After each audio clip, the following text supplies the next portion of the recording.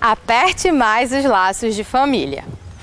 Os laços sociais são necessários ao progresso, e os laços de família mais apertados tornam os primeiros. Por isso que os laços de família são leis da natureza.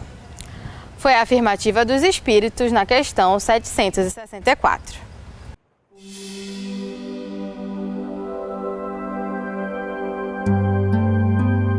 Espiritualidade em gotas. Estes são dias que ansiamos por um mundo melhor.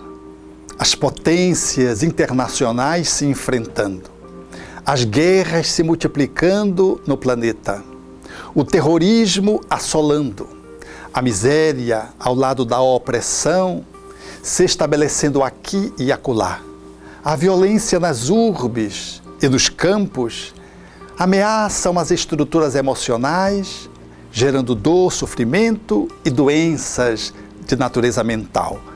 Estes são dias que ficamos esperando uma solução, quase sempre mágica, vindo de cima para baixo, como se esperássemos que o Criador pudesse fazer um milagre, com uma intervenção radical e uma mudança real da estrutura planetária. Esquecemos de que essa proposta o Divino já nos ofereceu. No entanto, nós não logramos valorizá-la. A família é a solução divinal, é a grande plataforma da mudança planetária. A família representa as leis da natureza. Esculpe-se na família o caráter do cidadão. Estabelece-se dentro dos seres a têmpera que deverá compor aqueles que deverão experimentar a cidadania e a expressão do bem aonde se movimentarem. No entanto, temos desprezado a família, esquecido, abandonado, não valorizado, virado de costas para a família. Mas é nela que repousa as esperanças de um mundo melhor, porque é na família que nós aprendemos a ser gente, aprendemos a sermos solidários, fraternos. É dentro da família que nós somos estimulados, portanto, aos grandes valores, ou inversamente ao egoísmo, à violência, à corrupção. Tudo se estabelece na família.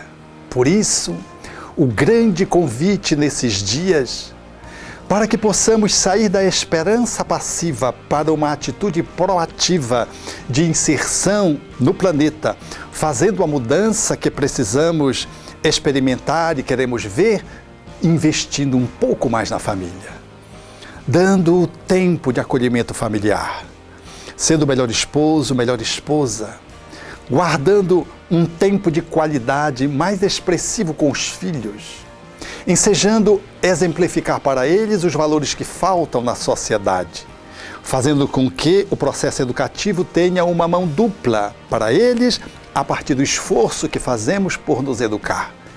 Ensejando com a família estarmos mais próximos uns dos outros nas refeições, nos eventos, apertarmos mais os laços de fraternidade dentro do lar.